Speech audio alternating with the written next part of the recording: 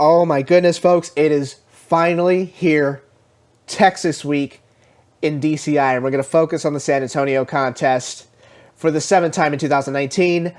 Good morning again, Daniel Valdez again. It is a pleasure to talk to you again. Thank you for joining me, whether you're listening on YouTube or you are listening through the Apple Podcast app. Yes, I am living proof that they just give these things to anybody.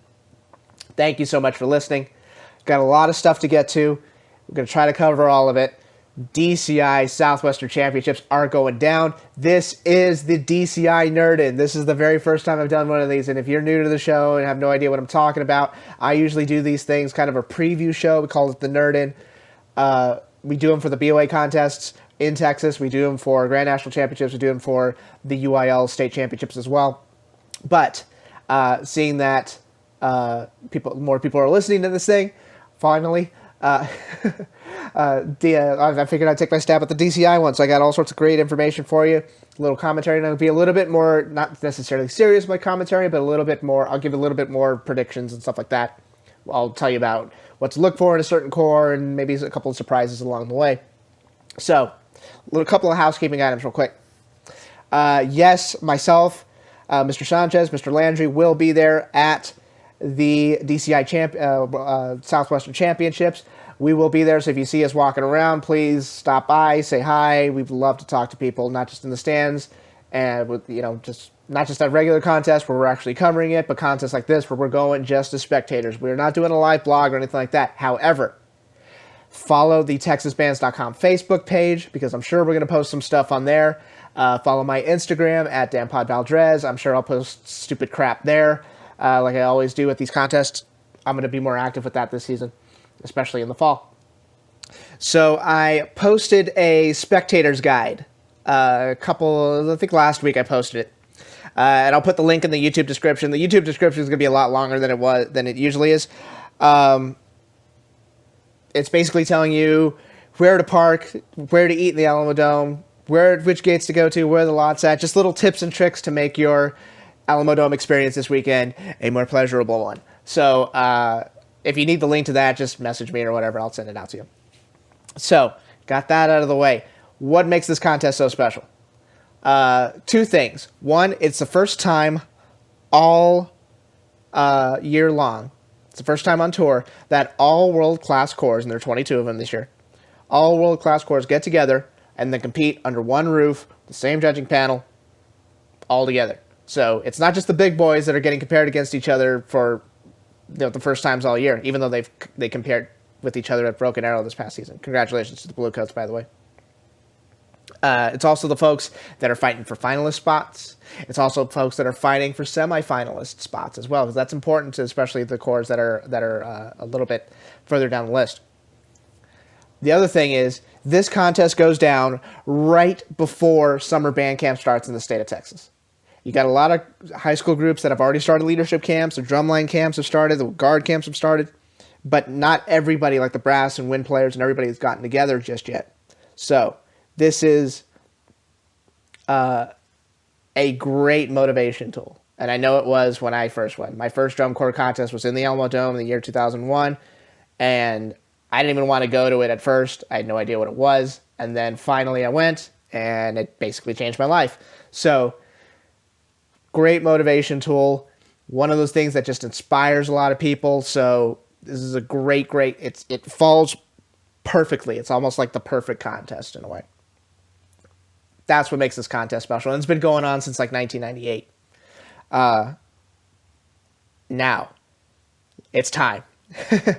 I'm nervous. I'm sure you are too. That's okay. We're going to get through this together. Welcome to the DCI Southwestern Championships Nerd-In. We are at the DCI Southwestern Championships presented by Fred J. Miller, July 20th, 2019, in my backyard, in my hometown, the Alamo Dome in San Antonio, Texas. There's nothing like it. Everybody's melting on the asphalt. They're melting on the artificial turf, the turf grass, whatever. Come inside the Alamo Dome, nice and cool, but I guarantee it's going to be even hotter in the Alamo Dome than it is outside because of all this fantastic contest. Got a lot of messages about when do I need to get to the contest, what's going on. The gates open at high noon, 12 p.m. So get there at that time. And then welcome and the national anthem is at 1:30. So think about this. And I got a lot of messages, a lot of questions about when do I eat? When do I do this? First of all, eat whenever you want. I don't care. I'm just saying, if you show up at noon, you got an hour and a half before anything happens to go visit the merch booths, visit your favorite core booths, go get your concessions, walk around, look at the Alamo, do whatever you need to do before that 1:30, because after that, we're off and running. Step off time 1:40. Contest actually begins at 1:40. You got Compass. It's a sound sport group out of Midland, Texas. And you're thinking, what the heck is sound sport? Well, I'm going to tell you what sound sport is. Sound sport is basically like miniature drum corps international stuff. It's a group that's all ages. You can play any instrument you want. It doesn't have to be brass. It could be woodwinds. It could be whatever. You could have 40 kazoo players on there if you want. They perform in a smaller version of the field, and they'll put up little barriers and whatnot. You can do drill. You can do dance. You can do whatever the heck you want. Cool thing about that is because it's all age and because you can do all sorts of different instruments, you see some really creative stuff with sound sport. Also, it does serve as a conduit because it is brought to you by DCI. It does serve as a conduit for groups that maybe want to get into DCI open class. Think about that for a second. Pretty neat. So you got Compass out of Midland. You have Arsenal out of Albuquerque, New Mexico. Great group. I'm really pulling for this group, especially considering what happened with them earlier in the year. Hope that all that stuff's worked out. And I can't wait for these folks to just get on the field and perform for a great crowd. Then you've got one open class group coming up, 207, the Guardians. Texas-based group. They have a very dedicated following. It's the only open class group that is here at this contest. Then we go to the world class. And this is all continuous, by the way, no break. Then we start with the world class groups. You go with Seattle Cascades, Jersey Surf, Music City, Genesis at 3:15 out of Austin, Texas. Again, another very dedicated following. Basically, kind of a home show for them, you would say. But a very good group this year. Troopers at 3:32, and then Pacific Crest. This is the one I kind of want to focus on a little bit at 3:49 p.m. You're thinking, well, Pacific Crest, I've never heard of them. I'm going to go get a hot dog. You are wrong, all right? Don't do that. Danpod says no, okay? Here's why. This group has probably one of the most entertaining products that they've ever had, and arguably one of the best cores that they've ever had. Very neat show design. Their percussion section is fantastic. It's a lot better than what you think. I think you're going to be really surprised with Pacific Crest. They've been climbing up. Started out low, but they're climbing up. They're getting better every day because that's the name of the game. I think you're going to be really intrigued and entertained by their product. They got props that light up. It's got a little bit of something for everybody. I think you're going to really enjoy it. Trust me. 4:06 at the Madison Scouts, and then we have an intermission. Intermission is only 20 minutes. Right after the Madison Scouts, and then they give the awards for sound sport. And by the way, the sound sport groups are judged completely differently from the DCI groups. It's a different type of judging system. So that intermission is only 20 minutes. So you want to stick around for the sound sport awards? Great. If you want to get up and get some food or whatever, be quick about it. I recommend Big Bit Barbecue. Cool. Then we start back up at 4:43 with the Colts, 5 p.m. with Spirit of Atlanta, and then Academy. Then 5:34 with Phantom Regiment. And then 5:51 p.m., the home show. Bones, the Crossmen. They're coming up. Crossmen have probably the most entertaining product they have had in, 10 years, something like that. Tons of Led Zeppelin music. This is just basically a rock concert with Vikings. It's awesome. I think you're going to there are a lot of points where you're going to, and that horn line is just so talented. It's so talented. I can't wait for everybody to hear it. It's going to sound fantastic in the Alamodome. 6:08, the Mandarins. These folks look like they're another lock for finals again. Pay attention to the Mandarins. Pay attention specifically to their visual moments, the body visuals that they do, and how committed every single person is to getting it right. It's so refreshing to see when you've got 150 people up there doing the exact same thing, especially when you're doing body visuals. It's so striking, and it really reaches the top where the judges are, reaches everybody in the stadium, because there's so much energy behind it. There's so much dedication, and it's like, that's the most important thing that they're doing right then. It's not just one of these things that they just kind of fluff through. They are really, really good at it. Pay close attention to their body visuals. And by the way, they sound really good too. 6:25 is intermission. Intermission's 50 minutes. Another great opportunity to go get food, get what you need to do, because after that, there is no intermission. We're going straight down the list. Come back at 7:15 with the Cadets. 7:32 with the Blue Knights, then Blue Stars. The Cavaliers at 8:06. Cavaliers probably have my favorite ballad of the year with the Road to Perdition movie soundtrack. It is nothing. If you've seen the movie, it's with Tom Hanks. He plays a mobster back in, mobster times, all the way back then. It was originally written as just like a small little piano concerto. I think he's credited with it, actually. Little small piano concerto thing. It's supposed to be kind of soft, kind of a little somber, whatnot. The Cavaliers have turned that into one of the stand-up moments of the year. I don't think my body is ready for it, and I don't think your body is ready for it either. So pay particular attention to that. Also, I think it's their second movement. It is just non-stop energy. You feel like the tricks and bells and whistles won't stop. There's just so much to see. There's so much to watch. And that guard is phenomenally talented as well. 8:23, you're coming down with Carolina Crown. They just basically do everything really, really, really awesome. So be ready for them.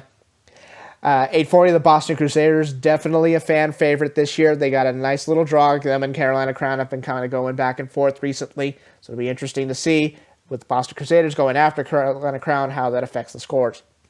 8:57, the Bluecoats, they're undefeated this year.